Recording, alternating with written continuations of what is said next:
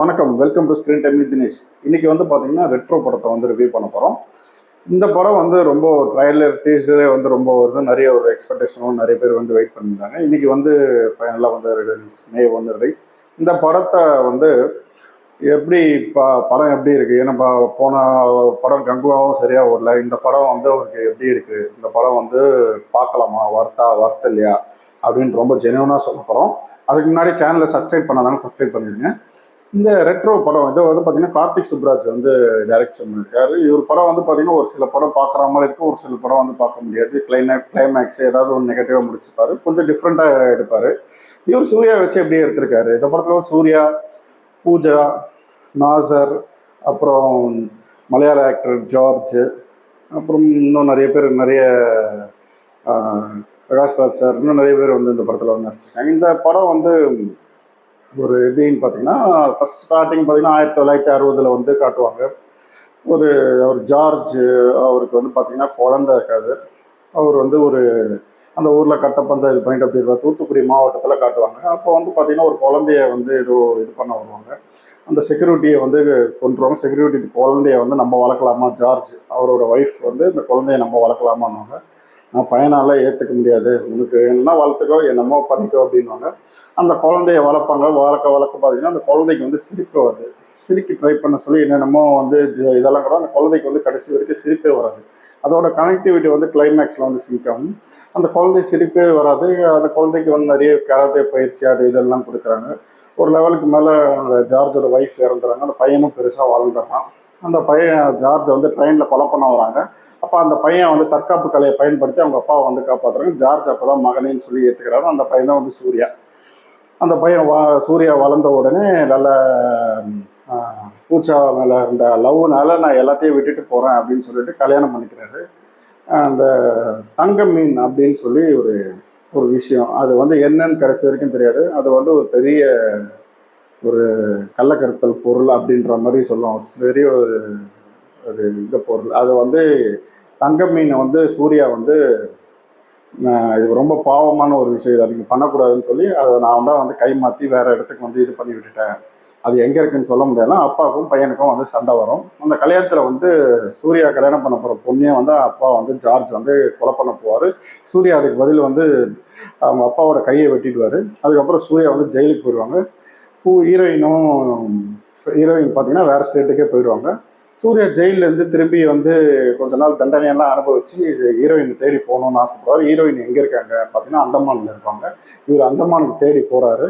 இவர் வந்து அப்போ ஒரு லாஃபிங் தெரப்பியா அவர் வந்து பார்த்தீங்கன்னா ஜெயராம், அவர் வந்து டாக்டராக இருப்பார், லாஃபிங் தெரப்பி டாக்டராக இருப்பார். அவரையும் கூட கரட்டி அந்தமானுக்கு வந்து இவர் ஒரு லாஃபிங் தெரப்பி டாக்டர் மாதிரி சூர்யா அங்கே போகிறாரு. கடைசியில் ஹீரோயினை மீட் பண்ணாங்களா, ஹீரோயினை அந்தமான்லேருந்து கூட்டிகிட்டு வந்தாங்களா. அந்தமானில் அங்கே ஒரு வில்லன், அங்கே பார்த்தீங்கன்னா அங்கே ஒரு வில்லன் நாசர் இருப்பாங்க, நாசரோட பையனும் இருப்பாங்க. அவங்க வந்து சர்வாதிகாரத்தை பயன்படுத்தி அங்கே இருக்கிற மக்களெல்லாம் அடிமைப்படுத்தி அங்கே ஒரு கேம் ஷோ மாதிரி வந்து நடத்திட்டு இருப்பாங்க. ஒரு 2 டீமை வச்சு ரப்பர் எக்யூப்மெண்ட்லாம் கொடுத்து அவங்களுக்குள்ள அடிச்சுக்க வைப்பாங்க. அதில் எந்த டீம் தோக்குதோ அதில் ஒரு ஆளை கொலையும் செய்வாங்க. அதுக்கு டிக்கெட்லாம் வசூலிப்பாங்க. அங்கே ஒரு விஷயங்கள்லாம் நடக்கும். அங்கேயே இந்த மாதிரி போய் சூர்யா போய் அதெல்லாம் வந்து தட்டி கேட்டாரா, பூஜாவை வந்து கன்வின்ஸ் பண்ணி கூட்டிகிட்டு வந்தாரா, இந்த ஸ்டார்டிங் சீனுக்கும் கிளைமேக்ஸ்க்கும் எப்படி சிங்க் ஆகுதுன்றது உங்களுடைய இது தூத்துக்குடியில் ஆரம்பித்து அந்தமானில் கொண்டு போய் முடிக்கிறாரு டேரக்டர். அங்கே தான் டேரக்டர் முடிக்கிறாருன்னு சொல்லலாம். இந்த படம் வந்து ஓவராலாக வந்து எல்லாம் ஒர்க் அவுட் ஆயிருக்கா? ஏன்னா சில பேருக்கு வந்து என்னடா படம் இப்படியே போயிட்டே இருக்குன்னு. லவ் சீன்ஸ்லாம் வந்து பார்த்தீங்கன்னா சில சீன்ஸ்லாம் நிறைய ஒர்க் அவுட் ஆகிருக்கும், நிறைய ஆடியன்ஸ்லாம் நல்ல ரெஸ்பான்ஸ். லவ் சீன்ஸ்லாம் வந்து சூர்யாவோட ஆக்டிங் வந்து ரொம்ப நல்லாவே இருக்கும், எதார்த்தமாக இருக்கும். பூஜாவை ரொம்ப நல்லா வந்து லவ் பண்ணுவார். இவர் ரொம்ப அடிதடி எல்லாத்தையும் திருப்பி ஸ்டார்ட் பண்ணுறவொடனே இவரை விட்டு அந்தமான் போயிடுவாங்க. அந்தமானில் போனதும் சில அடிதடி சீன்ஸ்லாம் வரும்.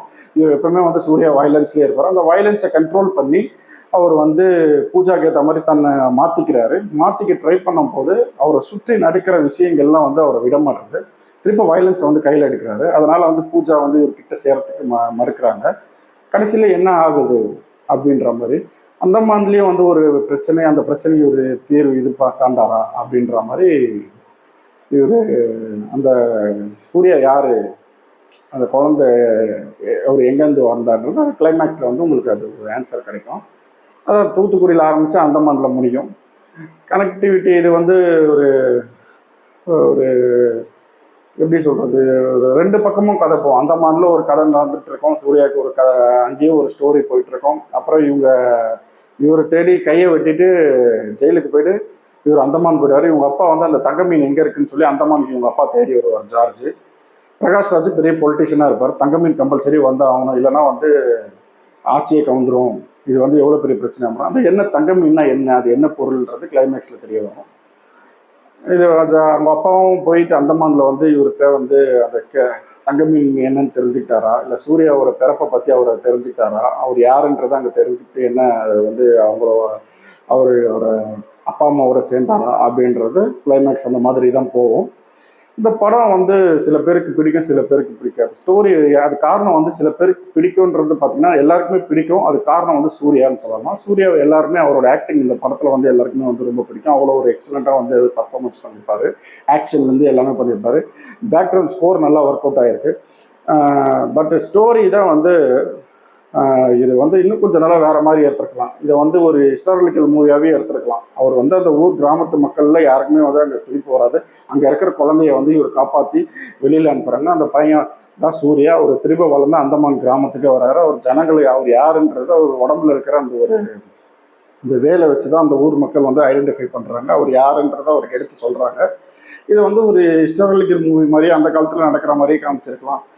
இப்போது இதை வந்து ஒரு 1960 ஆரம்பித்து 1993 இது பண்ணுற மாதிரி ட்ராவல் பண்ணுற மாதிரி காட்டணும் அப்படின்ற மாதிரி இதை வந்து இது இல்லை. இதை ஒரு எங்கேயோ ஆரம்பித்து எங்கேயோ முடிக்கிற மாதிரி இது இன்னும் கொஞ்சம் நல்லா டீட்டெயிலாக ஸ்க்ரீன் பிளே வந்து இன்னும் நல்லா பண்ணியிருக்கலாம்.